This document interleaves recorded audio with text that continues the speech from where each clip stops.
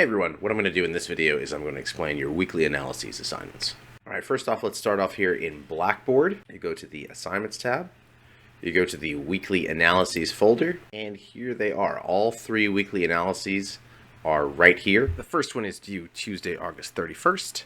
The second one is due Thursday, September 30th. And the final one is due Sunday, October 31st. So let me talk about what this assignment is and is not. So all I want you to do in at least 2 full pages, double-spaced, 12-point times enrollment, is talk about something that we talked about in class. Now, a week's worth of material is just a recommended amount. If you found some particular topic interesting, talk about that for 2 pages. That's fine. But here's what I don't want you to do. Don't do a research paper. I don't want you to take something that we talked about and go, okay, I'm going to look up everything I can about that topic and info dump it in a paper. I don't want that. I want you to be talking about something in your own words, with a little bit of your analysis and reflection in there. We talked about this. Here's what I thought about it. Now, just make sure when you're saying something, back up what you're saying. If you're like, I thought this was awesome. Why? I thought this was stupid. Why? Don't just take it as a given that it is one thing or not. Back up your position. And this goes back to something in the syllabus where make sure you can justify a sound position on a topic. If you're going to say something, you can be assertive in the sense of saying something with confidence, but make sure you back it up when you do that. Provide evidence. Support your position, whatever it may be. I really want to see your take on whatever something is. I don't want you to see you just copy something from some website, which sometimes semester after semester people do. They'll just take stuff from Wikipedia or wherever and paste it into a paper. I don't want that. I want what's your take on this. And it's not that you're not graded on whether I agree or disagree with your take. It's, did you talk about something in your own words, and if you had a position on it, did you back it up? That's it. Here's what I discussed. Here's what I think about it. Do that in 2 pages. You're good. Now let's talk about some of the documents that you have at your disposal. So you notice if you go to the weekly analyses, under the first one, you have these 4 documents that are here to help you out. And these are here to help you out actually on all 3 assignments. I just didn't need to post them 3 times. You can use these for all 3 of your assignments. What are they? So what we've got, I'll start with the bottom here. You got the paper formatting exemplar. What this is going to show you exactly what the format should look like. So, 12-point, Times Roman, double-spaced. What does that look like? There it is. So there shouldn't be any mystery as to what it should look like. Also, this document gives some advice on some writing aspects and some stylistic and annotation aspects that I'll go into in a little bit. But open that and that will give you some advice on what to do. And then also I have these 3 examples of submitted weekly analyses where the student's name has been redacted, and I've used these with permission.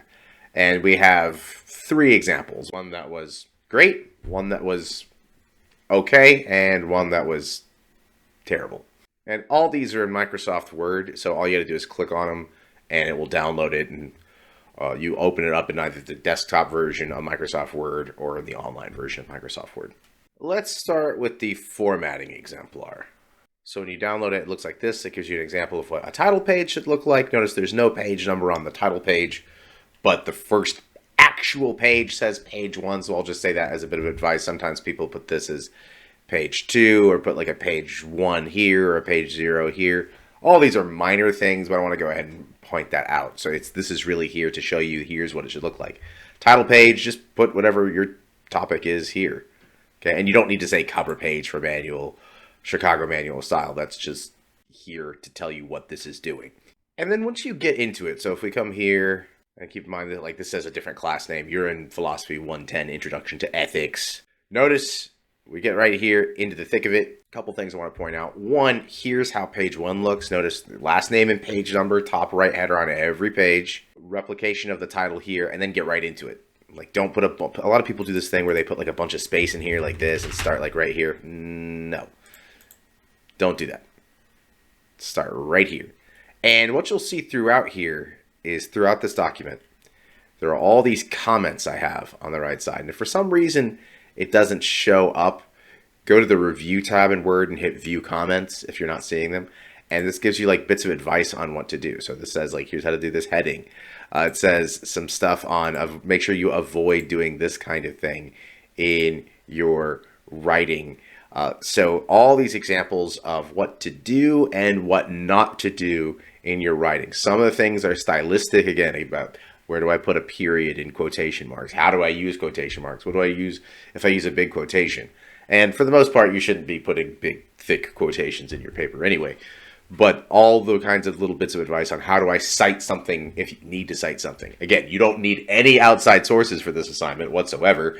This assignment is really about you telling me stuff in your own words. But if you end up quoting something, alluding to something, or paraphrasing something, you got to cite it. Otherwise, that ends up being plagiarism. So make sure if you use something outside that you cite it. And the instructions for how to do that are in here in this document too.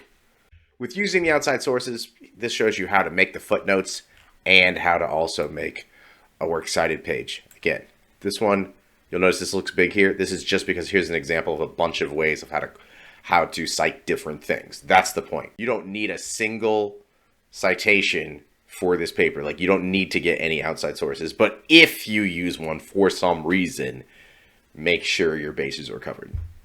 So let me be clear. You should cite something as a source when you do one of three things. One, you quote it, like that you use the exact words in there. Okay, it needs a citation.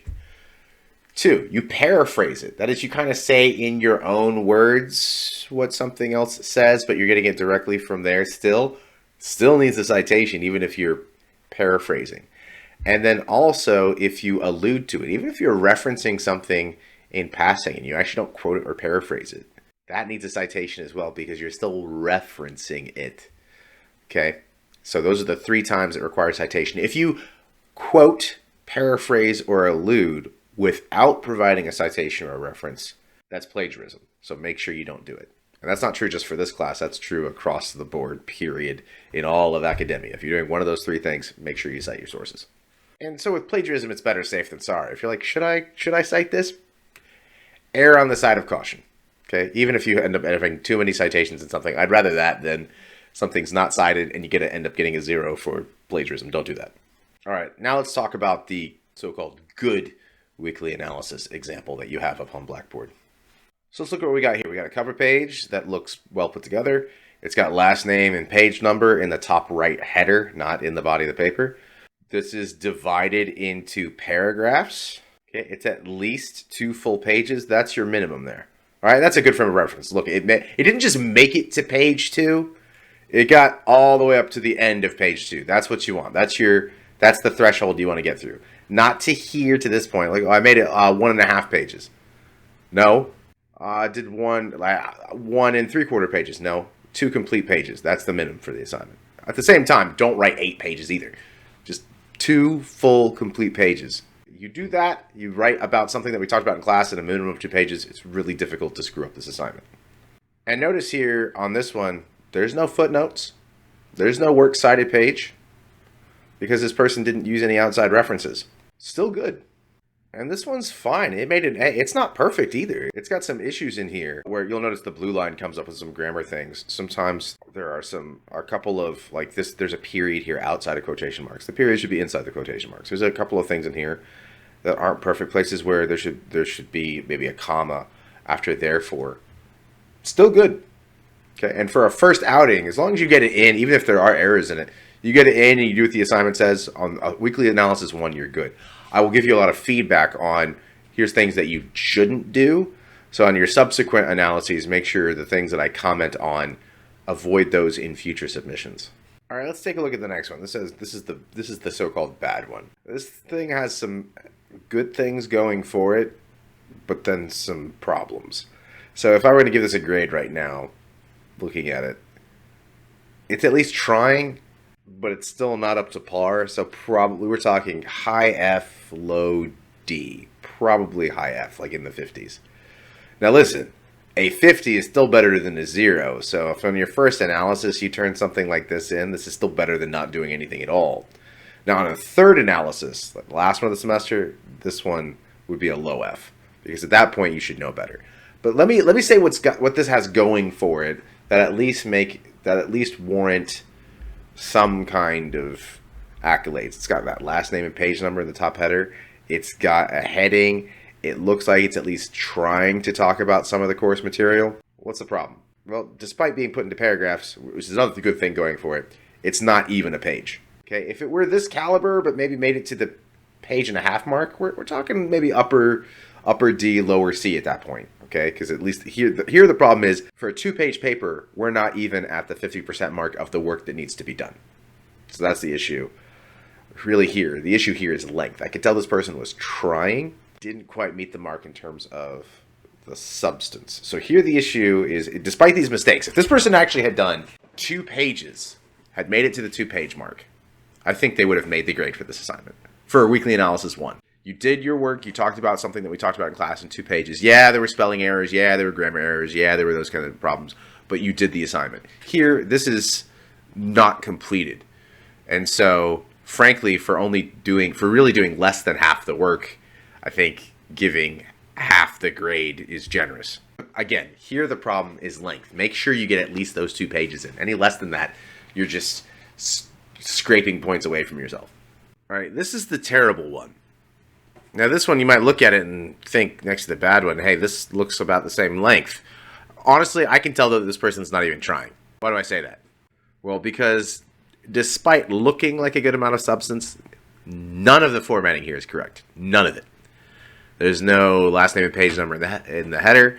This is the wrong font. This is the wrong margins. It's all center justified. There are no citations whatsoever. Not that there need to be, but it's very obvious that this student copied and pasted something from a website without attribution. Okay, that is very clear when someone's doing something like that. So they took this from a website and just dumped it in. But then to kind of hide the fact they were doing that, this is a thing that people do sometimes, to make it look like they're not plagiarizing something, they'll change every couple of words. They'll go to a thesaurus and try to use some synonym for some word so it looks like they're not copying and pasting something. It's very obvious when that's being done. So, or then occasionally misspell something so it doesn't look like it's being plagiarized, but it is. So for this person, if I couldn't tell exactly where they're getting it from, like this just looks sketchy, I'm going to give it a low F. So this would be like a 20. If I could find definitively this person stole this from this website, is getting a 0 for provable plagiarism. If I can show you stole this from here, you lied to me about this being your work, and you used someone else's work without attribution, that's 0. But if this is just sloppily put together, so this one is terrible for that reason. At least, you know what? It did get double spaced. It did do that right. Nothing else is right about this one. So how do you turn it in? Well, let's take weekly analysis 1. If you click on that, see here it says due date and all this stuff. And here's what you do. After you complete making the document as a Microsoft Word document, you will go here to Browse Local Files. You'll attach your document, and then you'll come down here and click this Submit button, and that will turn it in. And that's true for all 3 of these. All right, so that concludes it for this instructional video on the weekly analyses. If you have any further questions, email me at burrist@atc.edu. Good luck with you on this assignment.